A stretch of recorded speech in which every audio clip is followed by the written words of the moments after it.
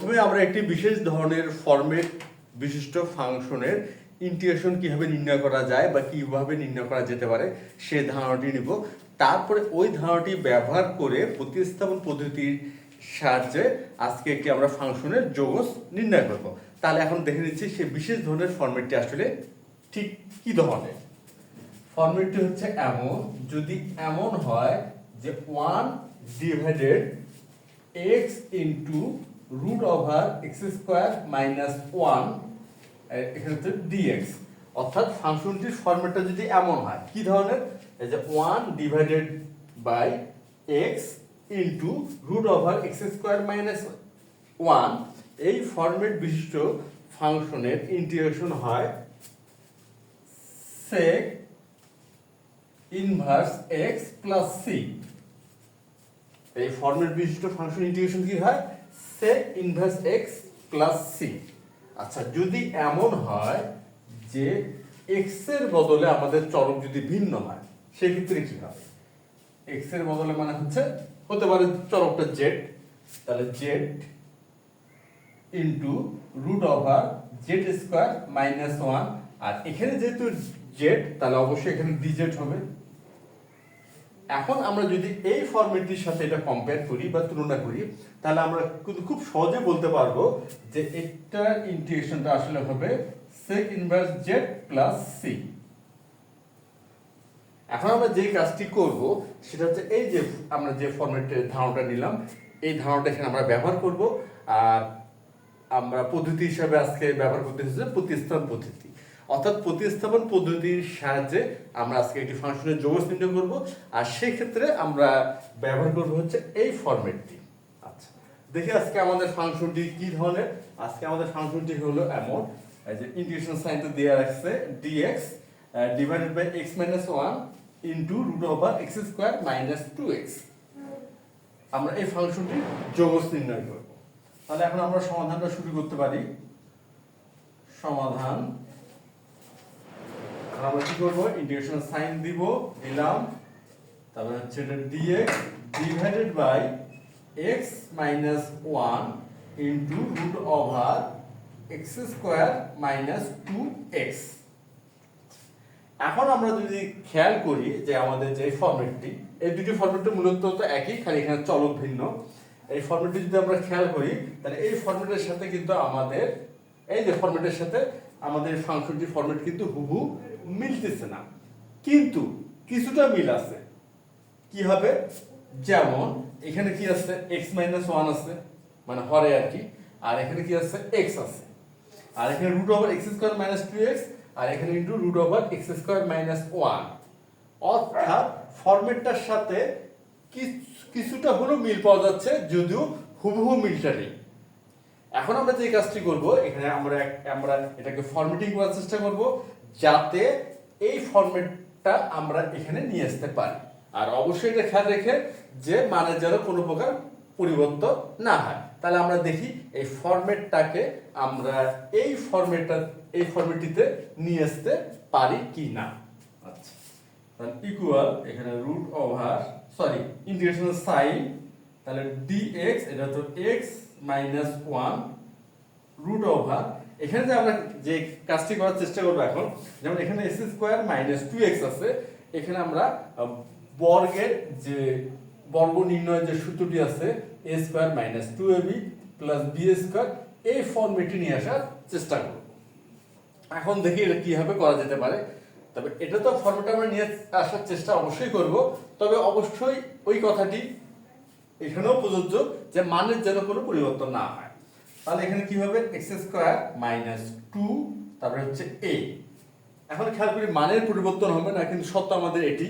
তাহলে এখানে আছে 2x আর এখানে আছে 2 ইনটু x দিলাম, তাহলে এখানে যদি আমরা 1 দেই মানের পরিবর্তন হবে না, আর এই ফরম্যাটটা কিন্তু চলে আসছে a স্কয়ার মাইনাস 2ab। এখন কি লাগবে, b স্কয়ার, b কিন্তু আমরা পেয়ে গেলাম, b হচ্ছে এখানে 1, তাহলে এখানে আমরা দিলাম 1 স্কয়ার। এখন কথা হচ্ছে মানে কিন্তু পরিবর্তন হয়ে গেল। খেয়াল করি এখানে x স্কয়ার মাইনাস 2x আছে, আর এখানে কি আসলো x square minus 2x plus 1 square অর্থাৎ 1। সুতরাং এখানে যদি আমরা একটা -1 নেই সেই ক্ষেত্রে কিন্তু মানে কোনো পরিবর্তনই হয় না, যে 1² অর্থাৎ 1 বিয়োগ 1 এখানে শূন্য হয়ে গেল, আর এখানে তো 2x আর এখানে তো x²। এখন আমরা বলতে পারতেছি আমরা a² - 2ab + b² এই ফর্মেটটাও নিয়ে আসলাম, আর মানেরও পরিবর্তন হলো না। আচ্ছা, ইকুয়াল ইন্টিগ্রেশন অফ sin, তারপরে হচ্ছে dx divided by x - 1 root over, এখন এখানে তো আমরা বর্গের সূত্র অর্থাৎ a - b হোল স্কয়ার এটা লিখতেই পারি, চলে আসছে। তাহলে x - 1 হোল স্কয়ার, আর এখানে কি আছে -1, তাহলে এখানে -1 এর উপর যাতে একটা স্কয়ার দেওয়াই যায়, কেন 1 এর বর্গ 1ই হয়, অর্থাৎ এটাতে মানের পরিবর্তন হচ্ছে না। এখন আমরা প্রতিস্থাপন পদ্ধতি ব্যবহার করব, আর এই ক্ষেত্রে প্রতিস্থাপিত করব হলো x - 1। তাহলে এখানে হচ্ছে মনে করি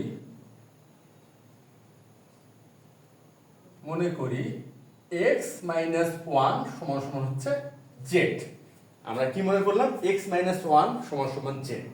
এখন কথা হচ্ছে এখানে আমরা খেয়াল করলে দেখতে পাচ্ছি এখানে চলক হচ্ছে x এই জন্য আছে dx। সুতরাং এখানে আমরা x চলকের স্থলে কি নিয়ে আসলাম, z চলক নিয়ে আসলাম।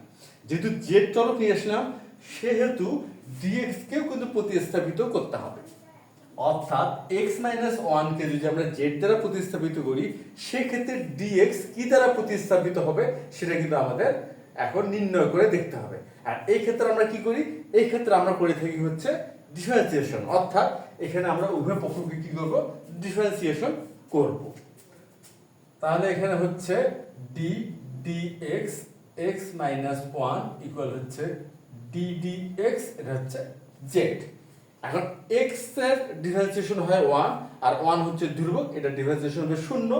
সুতরাং এখানে হচ্ছে আমরা পেলাম 1, আর এখানে হচ্ছে dz dx। তাহলে অতএব dx সমান সমান হচ্ছে dz, অর্থাৎ আমরা এখন বলতেই পারি যদি আমরা x - 1 কে প্রতিস্থাপিত করি z দ্বারা সেক্ষেত্রে dx প্রতিস্থাপিত হবে dz দ্বারা। এখন আমরা প্রতিস্থাপনের কাজটা এখানে কিন্তু করে ফেলতে পারি। তাহলে এখন ইন্টিগ্রেশনের সাইন দিলাম, আর আমরা কি করব, এখন প্রতিস্থাপনের কাজটা করব। তাহলে dx এর স্থলে কি আসবে, dx এর স্থলে আমরা লিখতে পারবো dz। তারপরে x - 1, এখানে x - 1 সমান হলো z ইনটু রুট ওভার, আছে এটা আমরা খেয়াল করি x - 1 হোল স্কয়ার অর্থাৎ z স্কয়ার মাইনাস এখানে আছে 1 স্কয়ার, বা এখানে আমরা 1 এখানে স্কয়ারটা না দিলেও কোনো সমস্যা নেই। আচ্ছা, এখানে 1 এর উপর স্কয়ারটা আমরা দিলাম না, মিশিয়ে দিলাম, কারণ আমরা এখন খেয়াল করলে দেখতে পাচ্ছি এই যে ফরম্যাটটা এখানে 1 এর উপর স্কয়ার নাই, আসলে দিয়ে লাভও নাই, কেন 1 এর উপর স্কয়ার 1ই হয়, বা 1 এর বর্গ তো 1ই হয়। আচ্ছা, এখন আমরা যদি খেয়াল করি যে এই ফরম্যাটটি এখানে x দিয়ে ছিল, এটা আসছে z দিয়ে, তাহলে এই যে এই দুটি ফরম্যাট তো মূলত একই, খালি চলক ভিন্ন। তাহলে এই ফরম্যাট দুটি যে কোনো একটির সাথে বা দুটির সাথে হুবহু কিন্তু আমাদের ফরম্যাটটি মিলে গেছে।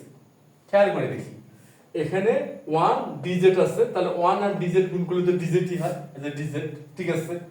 তারপরে divided by z into root over z square minus 1, এই ফর্মুলাটা কিন্তু চলে আসছে। সুতরাং এটা ইন্টিগ্রেশন কি হবে, sec inverse z plus c। সুতরাং এটা ইন্টিগ্রেশন কি হচ্ছে, sec inverse z plus c। মানে এখন আমরা লিখতে পারি sec inverse z plus c। ইন্টিগ্রেশনের কিন্তু মূল কাজটা হয়ে গেল। এখন আমরা z কে প্রতিস্থাপিত করব। আর z কি দ্বারা প্রতিস্থাপিত হবে, z অবশ্যই এখানে প্রতিস্থাপিত হবে x - 1 দ্বারা, কারণ x - 1 কে প্রতিস্থাপিত করছি আমরা z দ্বারা, সুতরাং z প্রতিস্থাপিত হবে x - 1 দ্বারা। তাহলে z কে আমি প্রতিস্থাপন করি, তাহলে sec ইনভার্স z এর স্থলে আমরা লিখব হচ্ছে x - 1 প্লাস c। আমরা যোগস্থ নির্ণয় কিন্তু করে ফেললাম। তা আশা করি আজকে যে ধারণাটি ব্যবহার করে আমরা এই যোগস্থ নির্ণয় করলাম, মানে ফাংশনটি যোগস্থ করলাম, এটা তোমরা সবাই বুঝতে পারছো। তাহলে আজ এ পর্যন্তই। ধন্যবাদ তোমাদের সবাইকে।